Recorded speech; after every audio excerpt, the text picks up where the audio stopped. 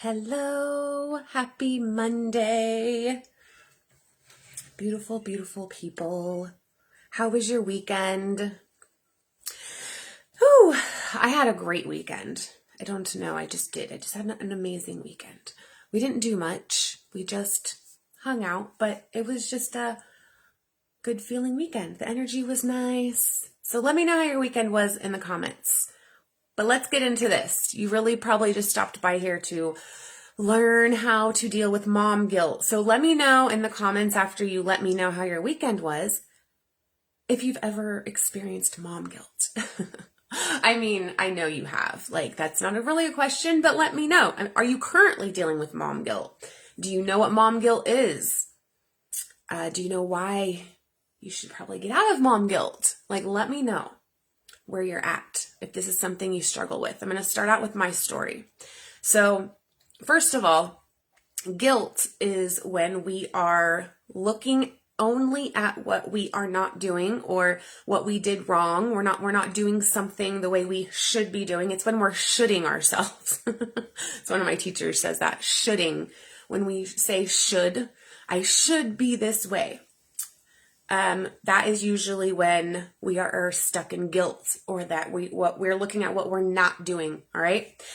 So, and to introduce myself, I'm Nikki. I'm a soul care and mindset coach for moms to help them take their power back and are ready to activate their soul superpowers with self-healing. And that's what I teach. So my story starts out with mom guilt. I mean, big mom guilt. Like 3 years ago, my son actually moved out of our house. My 15-year-old son moved out of our house because he had a fight with my partner.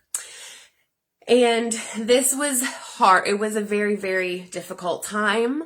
And I won't go into the specifics of what actually happened, but there was a physical altercation from something that my 15-year-old son did it was from his actions that triggered it, right? But then our responses aren't always, we're always doing the best that we can in the moment. However, sometimes that's later on we look back and we're like, oh, I could have done that so much better. Who else feels that way, right? Let me know. So this happened in 2019, Christmas Day of 2019. And up until that point, my son and I had a pretty good relationship. But, I was a young mom. I had him when I was 20. And this was the beginning of my awakening, or probably about a year into my awakening, I had just had an awakening happen, a spontaneous awakening happen. And, my son has never been super close with his father. His father has always just kind of been in and out of his life, just kind of not a consistent presence in his life. And as a young boy, a young man, he wanted that connection. So, but regardless of all of that, right? He moves out of our house, and it gets pretty ugly, and he goes and lives with his dad. And this was one of the things that really activated, or I don't know, my healing, something was triggered within me where my awakening process really started going. Like it was like really zooming because of this situation that happened. So immediately I felt like a bad mom, right? Because this thing happened where my son now is not living with us. And I felt like, then there were people saying how I chose my partner over my son. My son hated me for like a whole year. We hardly talked at all. So much. I was depressed. I laid in bed a couple days. there was just so many different things that what was going on. And so, without going into specifics here and just kind of staying surface level, because there's a really, really good outcome to this, you guys, please wait till the end, because this story is just absolutely amazing. And this past weekend, I realized that just how amazing it is. Like, my son is amazing. So back to the story though. In the moment though, as that happened, as my son left and moved in with his father, like, oh my gosh, he's always lived with me. Like, I'm doing this, I'm doing it wrong. I'm not doing what mom should be doing. A good mom would have left her partner and got her own place and made sure that her son had, was happy. Okay. would make sure that we do everything. So this is for single moms. Like, so if you can relate with dating someone and your older son doesn't really like them, which they had a great relationship first and then until this thing happened, right? But tell me if you can relate. Dating with with older children, it's hard because they're like, no, you shouldn't date that person. And then we don't date them, right? Or we end up breaking up with them because our children want us to. And we don't do what we like. We don't really follow our own heart because we feel like that is what a mom should do, right? A mom should live only for her children. This is what I'm breaking. And I might lose some of you now. I'm sorry if I do. Because this is teaching our children something that will, it's a pattern, okay? You're continuing patterns, and we're here to break patterns, right? Like, that's my space.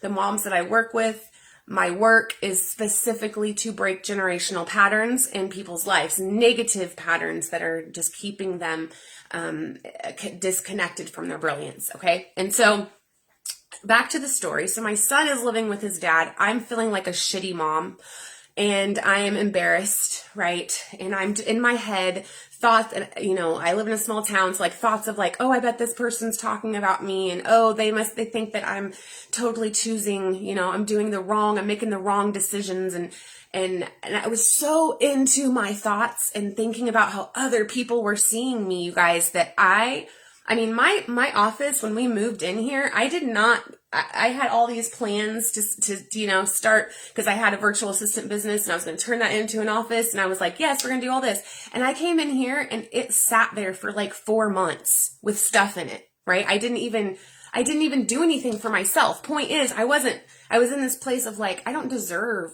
an office. I don't deserve to have a successful business. So my self-worth was down because this thing had happened with my son. And so about 6 months after it happened, and I remember specifically creating a live. I did a live because about 6 months after it happened, and I had went through this process of grieving my son not being with me anymore. And then about 6 months happened, maybe about 5 months into it, I went back there and I started cleaning out this office and was like, all right, this is going to be my office. Even though it doesn't look exactly like I want it to. It's not the prettiest, but I am doing this. So I went back there, I cleaned out the office. I started this little relaunch to share my story of not being perfect, right? Having depression and anxiety and being a recovering addict, right? Or, getting into addiction. And wanted to share my story, and my awakening was going and flowing, and I just felt really, really something was happening within me, and I just had to share. So I started this whole relaunch, and then one day I realized that, and my son had told me he hated me, right? He didn't come by here. We didn't talk. And I realized, because at that point I just had done whatever I could, besides leaving David, right? Besides that, but I tried to mend everything as well as I could, and I still talked to him, but then he ended up hating me anyway, said I ruined his life. And in one day I woke up and I thought, you know what? I'm not going to this isn't my story anymore. It's not my story. The fact that he continued to tell me that I ruined his life, even though we couldn't heal because he would not take responsibility for his part, right? So I was actually overcompensating because I felt so bad that my son had even been put in this situation when he really did it himself, right? He knows it now. But at this point, I did a live and I told moms that it's not bad for our kids to hate us. It has nothing to do with us. When our kids hate us and they tell us that, I hate you, you ruined my life. Now, remember they're individuals. I want you guys to remember that children, our kids, especially our teens, and I'm talking about teenagers here. So if you have ever had your teenager tell you they hate you, or they've moved out, or you've had some sort of conflict with them, then this video is for you, okay? Because I have come across 2 friends and 2 clients on this exact situation in the last month. So Spirit's like, you need to talk about this. So that's why I'm talking about it. So when I realize, like, hey, they're individuals too. They're human beings. They have their own thoughts.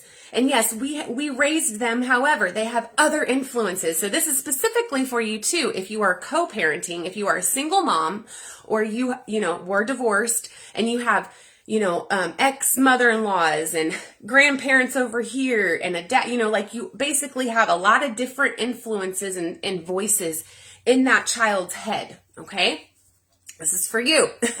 Please stay, because I'm telling you, it's like, I have come out of this. My son and I have come out of this stronger than ever. So please stick around, because this is like really good stuff. And so in that moment, I did a live and said, if you are a mom who has been a bad mom, I want to tell you something. And that is when I started to say, the way that your kids, they say they hate you, they don't really hate you. Don't take it personal. Please don't take it personal. And I know that I am really riding on a fine line here, but please, please, please, please, at the end of the day, what we're trying to do here and how I help women reconnect with their light and find their truth and start living a life that they actually enjoy and create their life experiences, it starts with our feeling. And so when we are feeling guilt, then we are all the way down on the vibrational scale. We feel like shit. And what happens when we feel like shit, especially if you have other kids, right? You have other kids that you still need to take care of, but then you have this one kid who is like, I hate you, you ruined my life, and they move out. So what do? Just forget about taking care of the other kids? What else do? We've stopped showing up into our life because we feel like we aren't worthy.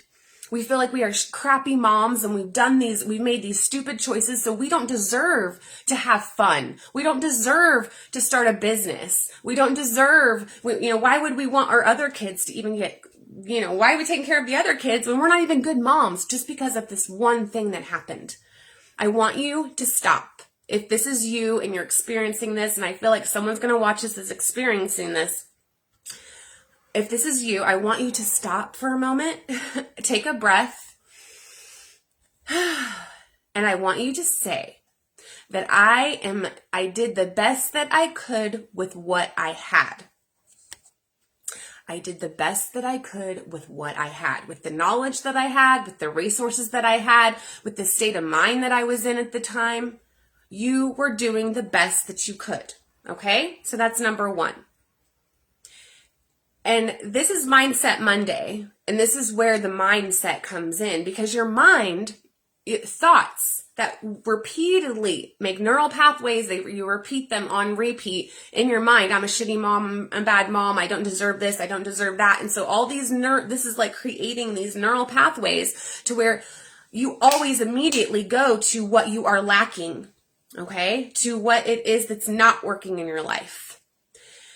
And so the way to turn this around, and this is how I did it. You guys, I always share how I did it. This is how I did it. This is how other women that I'm coaching are doing this, is to shift away from what you're not doing.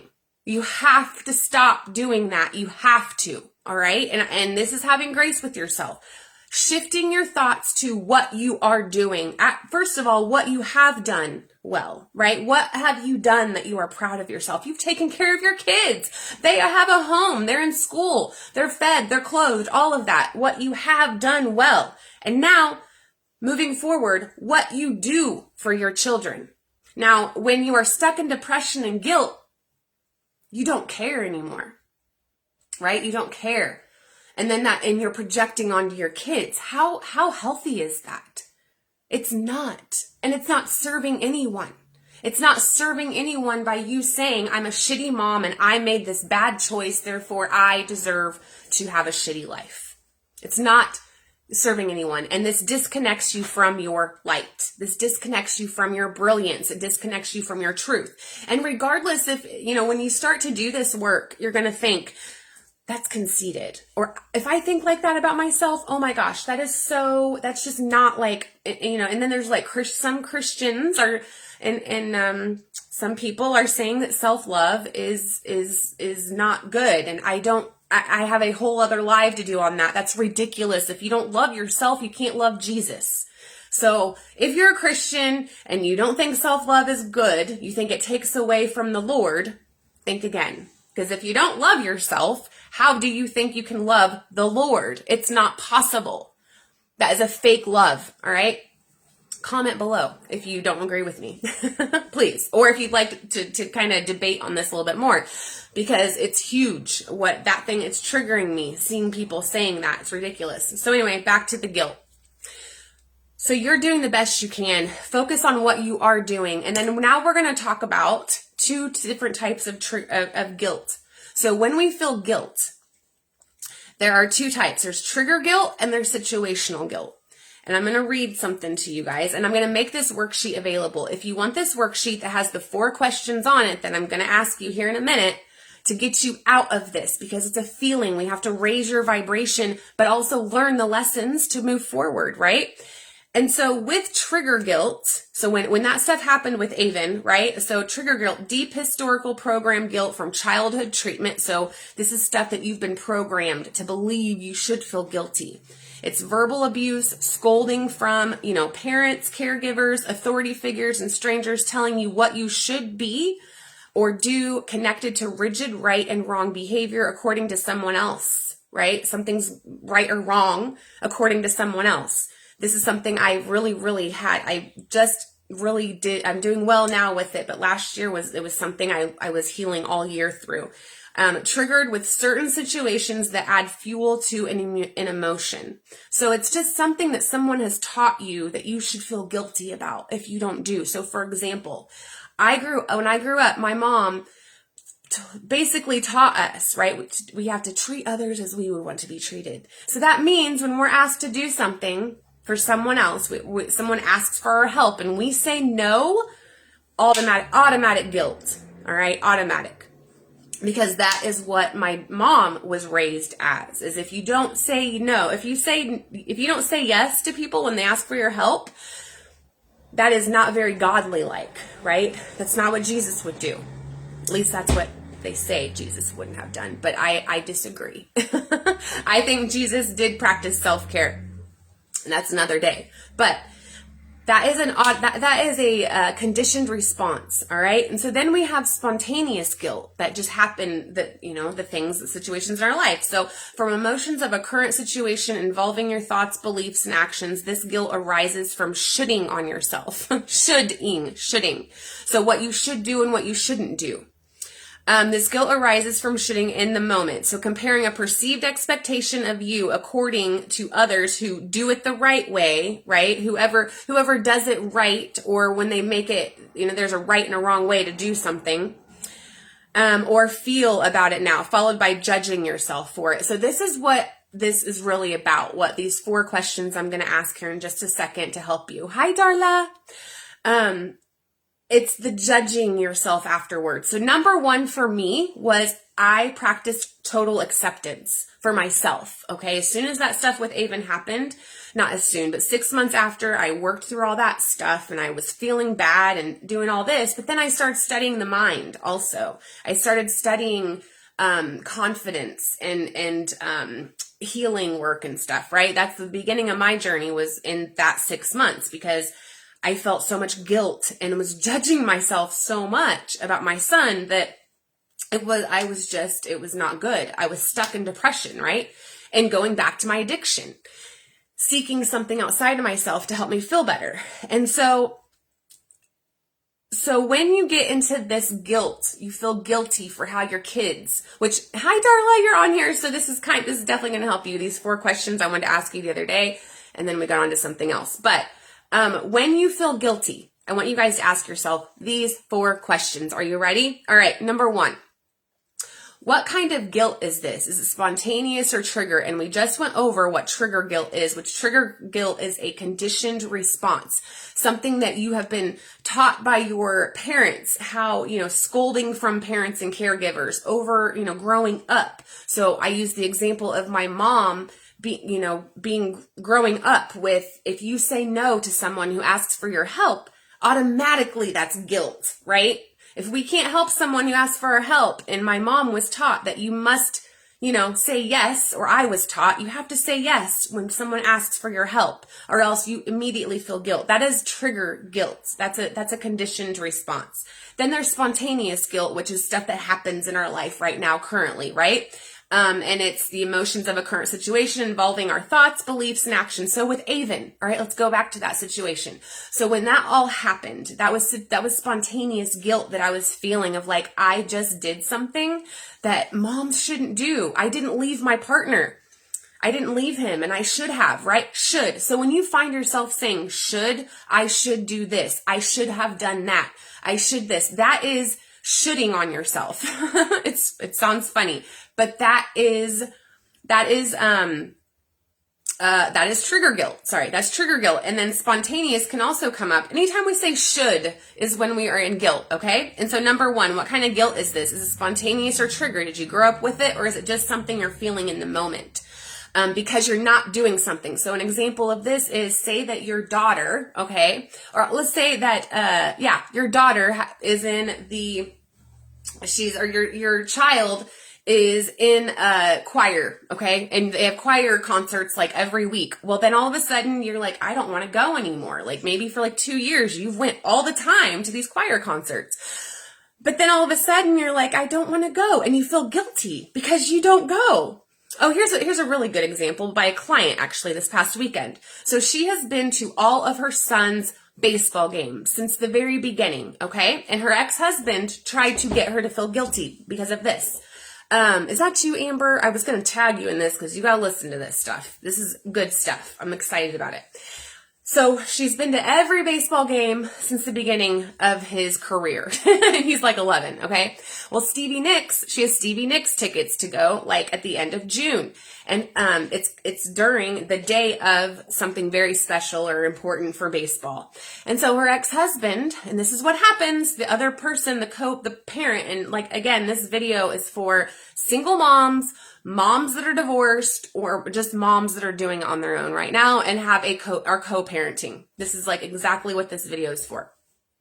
And so her ex-husband, previously of working with me, okay, and doing the work that she's been doing, he would make her feel guilty in a second of like, you're going to go to a concert instead of our son's baseball tournament? Like that, who does that? Like that's not what a mom does. Like immediately she would have felt mom guilt, right? That guilt of like, oh my God, I have to be at this baseball game because if I'm not, then I'm going to look like a bad mom. Instead of going to this concert, she loves Stevie Nicks. I met my client 20 years ago and she's always been obsessed with Stevie Nicks and she's never seen her. And so then she gets these tickets to go.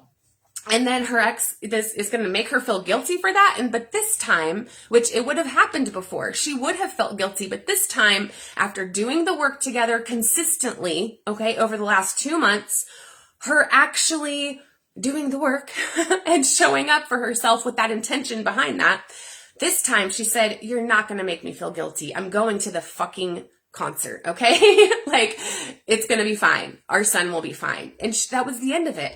And she even said that his energy changed. That once he realized like, oh wow, I'm not going to get her to feel guilty, because she also said that she used to feel guilty going out when she wouldn't have her son, wouldn't even have him. She'd feel guilty for going to have a good time. Like who else feels that way? When you feel guilty when you don't have your kids. I remember feeling this way when I wouldn't have Avon and I'd go out and I'd have fun, and then I'd be like, oh my God, that's bad. I need to be sad if I don't have my kids. Like, please let me know if you felt that way. And so the fact that she realized that of like, oh my gosh, I took my power back. Like I'm not letting him make me feel a certain way. And this is what it all comes down to, you guys, is how other people make us feel. Okay, that's really what it is. It's what other people say we should be doing as a mom, or what we shouldn't have done.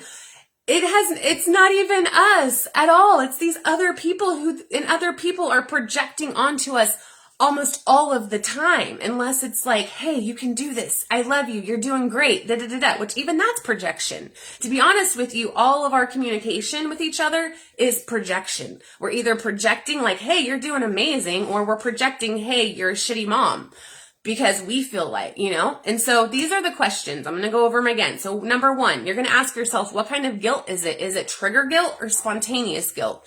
And if you don't know what those two are, I just went over them twice. Trigger guilt is like from childhood and being raised automatic guilt, like if you don't help somebody. And then spontaneous is about our life. Now, number 2, you ask yourself, do I care about this person this situation involves? Well, 99% of the time we probably do.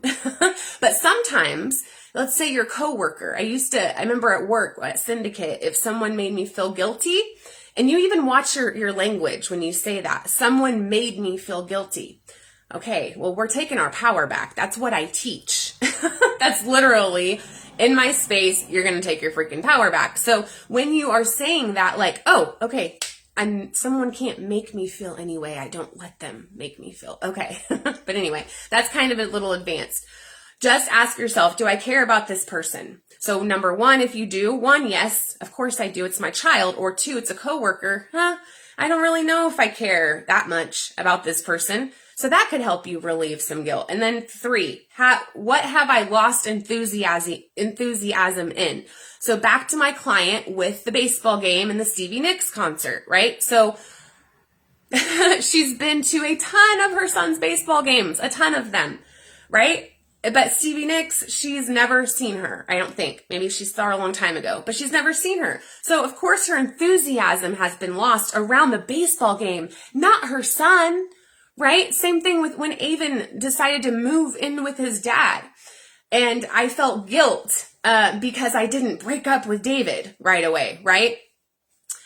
And I was like, I thought in my head, like I also had to I had to detach, which that's my step is to detach. You guys know I'm a big, huge person of detachment and allowing other people to have their own experiences. That is when I had to practice it with my son, is I had to step back and be like, wait a minute, he isn't a human being and he is an individual and he is growing up. Do I want him to grow up the same way his father did, which his father's mother enabled him a lot? And enabling is coddling, is basically allowing that guilt to be like, it's all my fault. It's none of your fault. You didn't do anything wrong to our child, right? You did nothing wrong. It was all me. And no, that is not the way. To be honest with you guys, this is breaking generational patterns. This is another thing that I'm really good at with helping people with, is breaking these patterns that your mom did, your mom before her, your grandma, like these patterns that just continue to keep happening of enabling, maybe, around here and with our situations like drug abuse, right? Or it can be, with mental illnesses of not allowing that person, because our children are people, to have their own experience, because guess what's going to happen? They grow up blaming everyone else for why they are not where they are. And that is what I'm also here to help you not do, is to take responsibility, because those people you blame hold all your power. So this is really you allowing your child to have their power. And you guys have to listen to the end of this with Avon. He is absolutely amazing. It could not have even worked out any better than it did. And so 1, what kind of guilt is it? 2, do I care about the person? If you do, okay, let's keep working. If not, then why you feel guilty? Like, it's good, whatever, you're fine. 3, what have I lost enthusiasm of? So what is the real problem here? It's not that you don't want to go to the baseball thing with your kid. You just don't have fun. That's no enthusiasm. The concert's more fun. And that is self-care. Like, right? You can do something for yourself. It's fine. That's also triggered guilt, is if you feel guilty for having fun. We can get into that in another video. And then the final one is, if I have simply lost enthusiasm for this action or my involvement, is there a need for guilt? So basically just what I just said, like, what is this guilt here just because we have been conditioned to feel it? Or is it here because I really did do something shitty? And that's another reason. This is what we do in coaching sessions, okay? Is to work through this guilt. Because when you feel guilty, you don't show up in your light. You can't be connected with your light. You can't be connected with your truth. You are literally disconnected because guilt rises from the ego. That the ego comes in and is like, you didn't do this right, and you're not doing this right, and you should do this better. Those are thoughts, right? Those are thoughts. And so as you get present, number 1, right? Get present. 2, you accept yourself, good or bad, right? You say, I'm doing the best that I can with the resources I have, with the knowledge I have, with everything, with the life experience I have. You're doing the best that you can, because if you could have done better, you would have done better. So that's number 2 that I always say. I'm sure, like, Elizabeth, if you're still on here, Amber, you've heard me say this, Darla, you heard me say it. That is one of the things I say a lot is, if you could have done better, you would have done better. Now let's move forward. Okay. And then 3 is detaching. Like, you have to allow your child to have their own experience, or else they're never going to know what it feels like to have their power. So let me tell you what happened with Avon. Okay. So Avon was kicked out for smoking pot his sophomore year. Kicked out the first semester, went back and did it again. So basically he missed his whole sophomore year. Moved out of my house, or of our house, moved in with his dad his sophomore year. And then he lived there for 2 years, the end of last year. So he started going to Lewis Cass for his junior year. He had so many credits at Mechanical. Lewis Cass just made him in junior. I don't really know. I think he had to make up, I did make up 14, at Lewis Cass. So he's been doing all this work. And when he started going there, because eventually, real quick, let me tell you guys, we started to talk again. This was around Amber, last October, we started talking again. And one thing I did not do when we were talking is I did not overcompensate. We didn't talk very much at all for like a year, honestly. And then when we started talking again slowly and we started to communicate in a more healthy way, first of all, Avon got therapy, he got counseling, he did this proactively on his own at school. He was going to go somewhere else, but he likes his counselor at school at Lewis Cass. And we set a goal that he wasn't there to make friends. He was there to graduate, because that was one of his big goals, was to graduate with the high school diploma. And so he goes to Lewis Cass. And so we're working on a relationship. And then from him and I talking and him taking responsibility for his part, you guys, he is graduating on time, made up 14 credits, and he's just amazing. And that wouldn't have happened if I would have been like, I'm so sorry. Oh my gosh, it's all my fault. Like, if I had not gotten out of mom guilt, Avon would not be where he's at. And so remember that, it may feel really bad right now, but it's not. It's absolutely crucial to let them have their experience. And even Avon says, he's like, if you had coddled me, if you had broken up with David, if you had gotten your own place and did what I wanted you to do, which is what I wanted to do, right? We want to do what our kids want us to do. However, that is not always the best, because of this. They have to learn how to stand on their own. And they also, more importantly than that, they have to learn that their emotions are their emotions. They have to learn that their thoughts are not, they're not real, but they are their thoughts, and they have the power to create new thoughts. And the only way they are going to learn that is through you being an example of that. And not saying, oh, I'll do whatever you want me to do because I don't want people talking bad about me. And I know no, it's not. It's to detach and allow them to have the situation. Now, there is no roadmap for how to do this. The only thing you can do is work on yourself. You cannot make your kid do anything. You cannot stop other people from judging, because they're going to do it. And that judgment has nothing to do with you. And that's what I had to learn too, that the things other people say, even people that love us, okay, they say love us, the ones that love us and care for us, remember that they're operating from their programming. They're operating from what they believe is their reality. So especially when you're in a small town, so Amber and Elizabeth and I and Darla, even you're in Peru, are from small towns that everyone knows everyone's business, and everybody there's a certain type of way that people think, and that's okay. But my job is to help you guys realize that it has nothing to do with you. Even almost down to the point, when Avon wasn't talking to me, that didn't have anything to do with me. I mean, I had my responsibility and he had his, but the way that he was responding to me and the anger that he was projecting at me wasn't about me. It was about many other things. And so keep that in mind that, we are here doing the best we can for our kids, and the best we can do for our kids is to learn how to get out of our guilt and stop, because then we project it onto them and we make them feel bad for making us feel bad. Who has done that? It's okay if you have. You have to be real.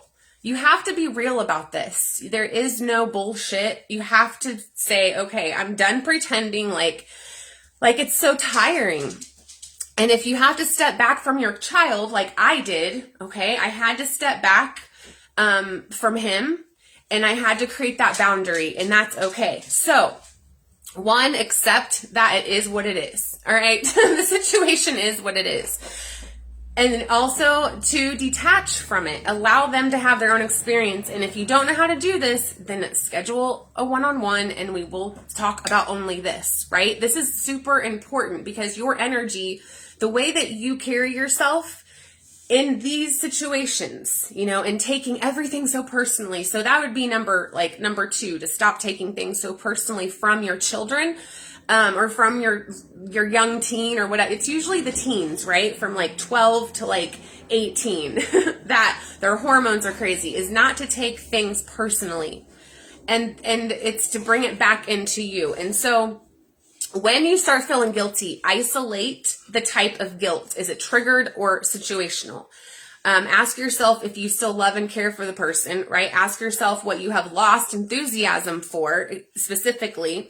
Ask if you need to feel guilt for that. If it's a trigger guilt, ask yourself what time period it belongs to. So this is when we get into generational stuff, right? It's like, okay, this is trigger guilt. Where did you learn this from? Who did you see do this? And a lot of parents who enable their kids, like addiction, right? One parent enables the child, and that child enables their child, and then that child enables it's literally a pattern. And so to stop this and to bring your power back in, to be like, all right, I'm not going to show up in my life this way anymore, is to make a choice. And I remember Amber one time asked me, how do you not feel guilty? Because towards this journey with Avon, you did ask me that one time, and I said, because I choose not to. I choose not to feel guilty. And that takes work to get there. That's not something we can just wake up one day and say, I choose not to feel guilty anymore. No, because there are embedded traumas. There's traumatic experiences tied to that guilt, right? And I've done a lot of healing work. There's generational stuff. There's energetic stuff. But once you work through all of that, absolutely, you can decide, I don't want to feel that way, and I'm not going to. And then it goes to the thoughts and then the beliefs. And so whenever you find yourself saying I should feel this way, I shouldn't, who says that? Who says that you should do this? Society? No, that's not a good answer. That's just the typical answer. Who really says that? And then once we get back down to that, and then ask yourself, these are the most 2 important questions I haven't said yet, so I hope I'm going to just post these in the thing, is I want you to ask yourself, who owns your power?